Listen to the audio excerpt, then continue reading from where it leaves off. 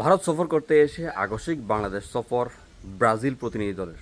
এবং এই মুহূর্তে কিন্তু বাংলাদেশের জন্য ভালো একটি সুখবর, ভালো একটি অফার বলা যায়।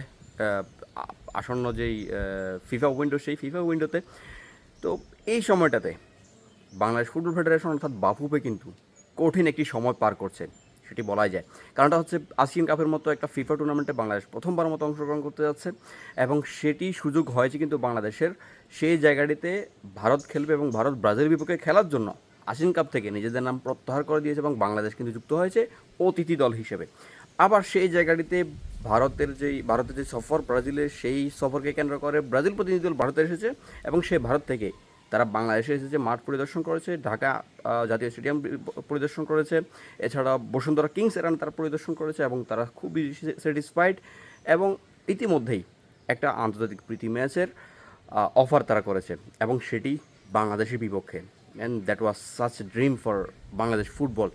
তো এই মুহূর্তে আসলে একটা কঠিন একটা সময়ে আমাদের ফুটবল ফ্যানরা আমরা আসিয়ান কাপের যে প্রতিযোগিতা সেখানে অংশগ্রহণ করতে চাইছি, আবার ব্রাজিল বিপক্ষেও চাইছি একটা ম্যাচ। কারণ আসলে প্রথমত ব্রাজিলের যেই আসলে দৃষ্টিকোণ, সেই দৃষ্টিকোণ থেকে আমরা যদি দেখি, তারা বাংলাদেশের যে একটা ভালো ফুটবল ক্র্যাচ এবং সেখানে একটা ভালো সমর্থন, এই সুযোগটি তারা কাজে লাগাতে চাইছে। কারণ তারা আমাদের পাশেই সল্ট লেকে তারা একটা ম্যাচ খেলবে। তো একই সাথে তারা বাংলাদেশের যেই আঁচটি, বাংলাদেশের যেই ফুটবল অ্যাটমসফিয়ার, সেটিরও একটা যাচাই বাছাই তারা করে যেতে পারবে এবং সেটি উপলক্ষে বাংলাদেশের বিপক্ষে যদি ম্যাচ হয় তাহলে তো আর কোনো কথাই নেই। তো এই জায়গাটিতে আসলে বাংলাদেশ ফুটবল ফেডারেশন সবচেয়ে বড় দুশ্চিন্তার যে বিষয়টিতে পড়েছে সেটি হচ্ছে ফিফার যে নিয়ম সেটি। একটি ফিফা উইন্ডো, এটি কোনো টুর্নামেন্ট খেলার সময় নয়। তো এটা হচ্ছে প্রীতি ম্যাচ খেলার সময়, বা হতে পারে বিশ্বকাপ বাছাই পর্বে যে ম্যাচগুলো সেগুলো খেলার সময়। তো এই সময়টিতে ফিফার নিয়ম অনুযায়ী একটা দল সর্বোচ্চ 4টি আন্তর্জাতিক ম্যাচ খেলতে পারে। তো এই জায়গাটিতে ব্রাজিল নিজেরাও 3টি ম্যাচ তাদের মোটামুটি নিশ্চিত হয়ে গিয়েছে।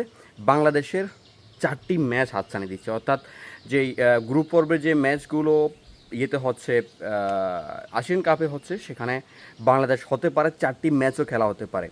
তো এখানে যে আমরা খুব বেশি করতে পারবো না, বা যাই যে গ্রুপ পর্বের শেষ যে ম্যাচটি হয়তো বা হতে পারে তৃতীয় স্থান নির্ধারণী গ্রুপের, সেই ম্যাচটি হয়তো বা সেটি আমরা খেলতে পারি। কারণ আমরা ইতিমধ্যে আসিয়ান যে দেশগুলো সেগুলির বিপক্ষে খেলেছি, লাইক সিঙ্গাপুরকে আমরা টাফ টাইম দিয়েছি দেশের মাটিতে এবং তাদের মাটিতেও। তো সব কিছু মিলিয়ে আসলে আমাদের ভালো একটি সম্ভাবনা আসিয়ান কাপে রয়েছে, ভালো একটি সম্ভাবনা ব্রাজিলের বিপক্ষে খেললেও সেখানেও রয়েছে।